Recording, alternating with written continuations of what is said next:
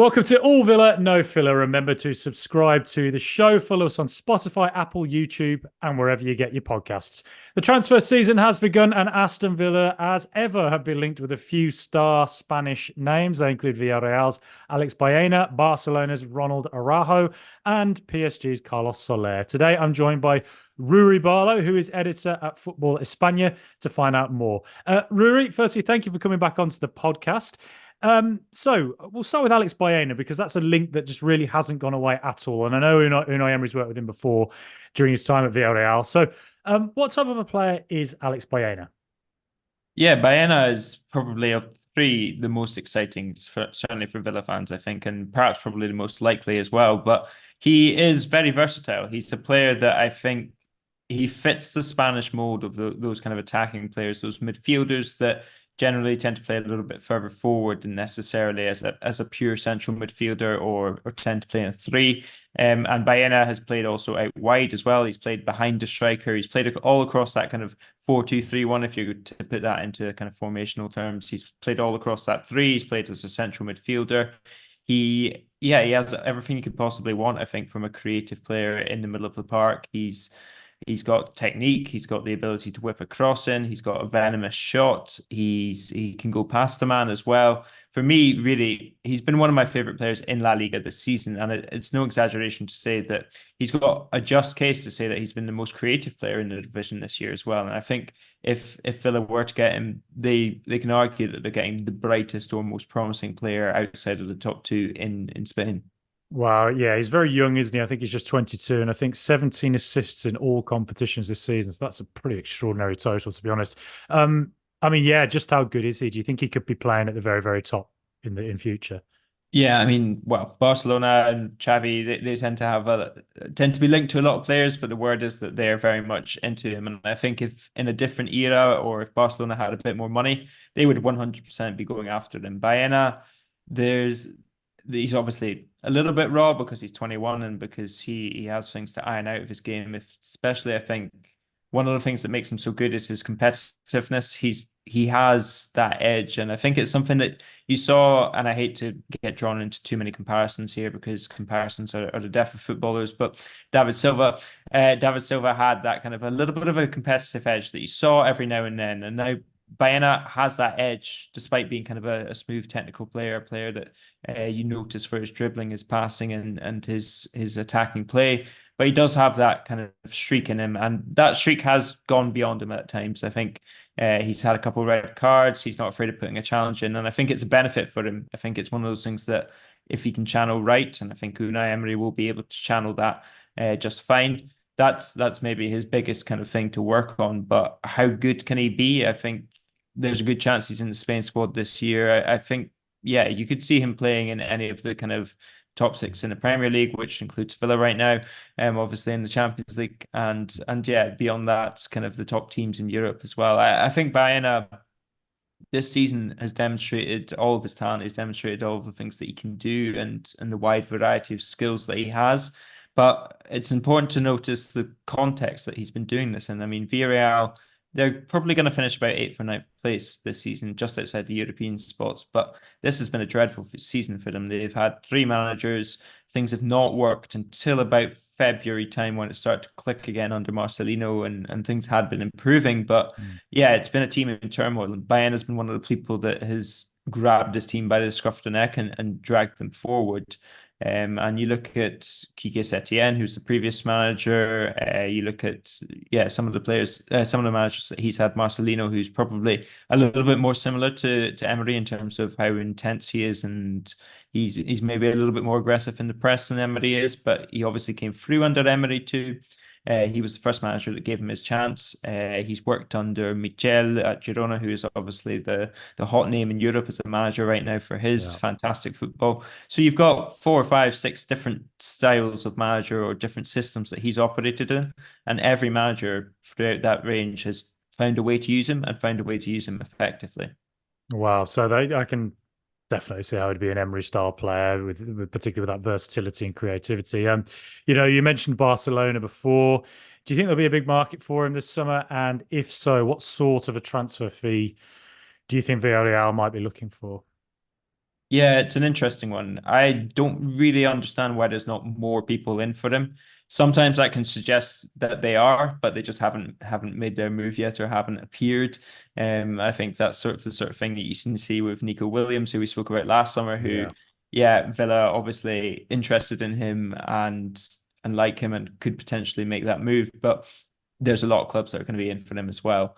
Baena is one of those players that I think you could see people not come out of the woodwork, but I could see clubs, especially if they miss out on their first options, go for him. But that competition isn't quite there yet. He has a 60 million release clause, so that's the upper limit of what he'd cost. I personally still think that's very much worth it to be honest. But Villarreal right now, from what I've been told, about 30 to 40 million is probably more towards 40 million, to be honest. But that's the sort of price range you could be looking at. And if they do manage to get a deal over the line at that price, then yeah, bargain of the summer sort of thing. That's where you're putting this for me. Right. Okay. And obviously, it's the golden question.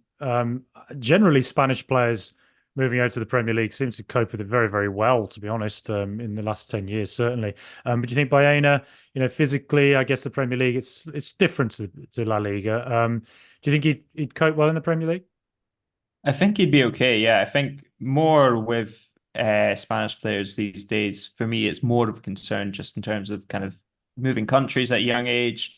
Yeah. Different characters deal with that differently, and how he kind of comes to terms with that. I mean, he's very much been in his comfort zone for about 5, 10 years in terms of off the pitch. He's been at the Villarreal Academy. He's come through there. He's had good coaching behind him. So that's the main thing. Obviously, with Emery there, he'd have good coaching to come into, and he'd have somebody that he knows. He has a lot of Spanish people at Villa, so that would help a lot. In terms of physicality, yeah, I think he'd be fine. I think one of the things that obviously players I think are maybe bigger and stronger and faster in the Premier League, but there's also more space in the Premier League. So he doesn't necessarily have to be in toe-to-toe combat with those players all the time.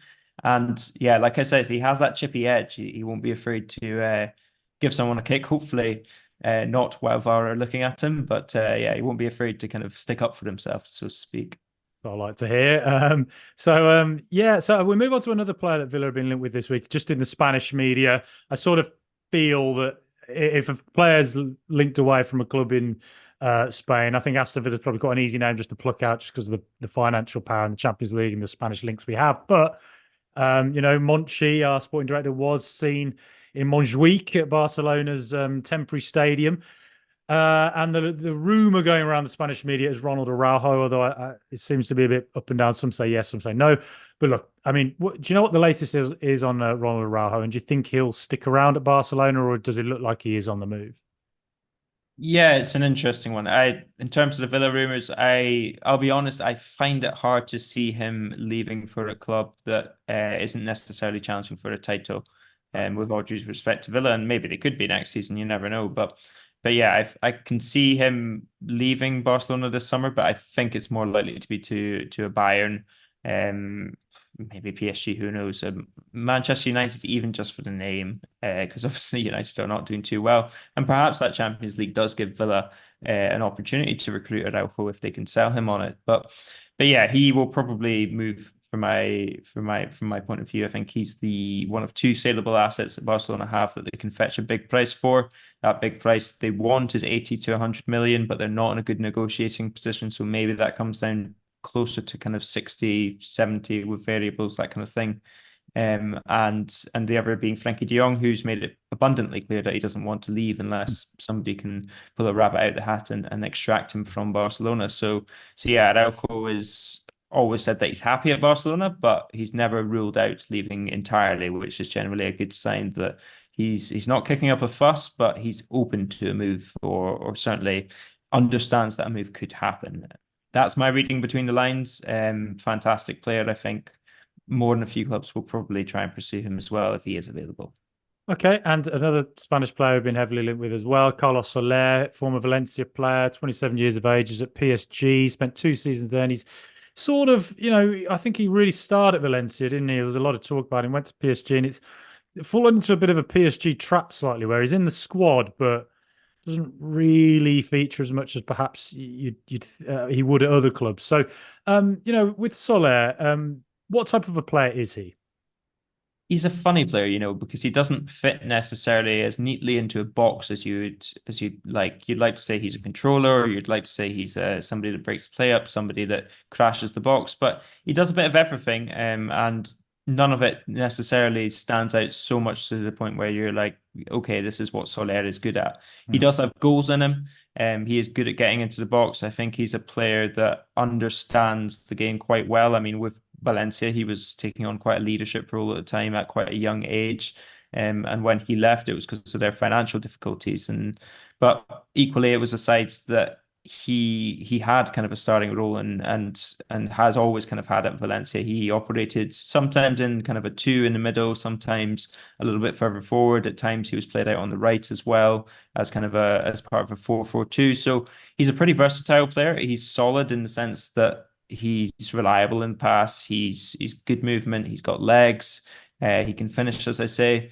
He's kind of an all-rounder in some senses, but yeah, perhaps a victim of being too much of a jack of all trades in others, and not necessarily having that one thing that he gives you, and you can say, yeah, okay, I've sorted that aspect of my team out because he's going to do that for me. So yeah, he's an interesting one, but yeah, PSG.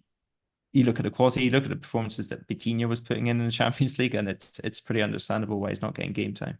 Yeah, I mean, just how good was Soler at Valencia, and do you think he'd sort of be a good fit at Aston Villa?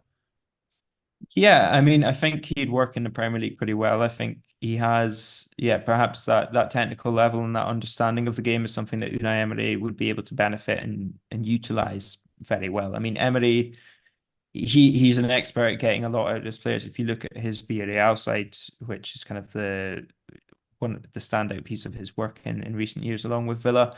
The likes of Etienne Capoue, Francis Coquelin, Danny Parejo, midfielders who maybe had been good before or had played very well, but he got a second wind out of them, especially Coquelin and Capoue, who are aging. I think he falls into that category, and someone like Emery would find a way to use him very effectively. I could certainly see him being used kind of a little bit further forward in midfield as somebody that can maybe either lead a press or can be that sort of primary person coming into the box or backing up a striker, allowing a fullback to get beyond him and forming a relationship like that. Yeah, I think Emery he's shown enough over his career to say that if you give him a raw material that we know is good, if not necessarily great, he has the potential to make that player really quite stand out. Okay, and just one more player to who we spoke about back in January when he was heavily with Villa, and he still is being with Villa. It's Mario Hermoso, the Atletico Madrid defender. What's the latest on him? What's his movements at the moment?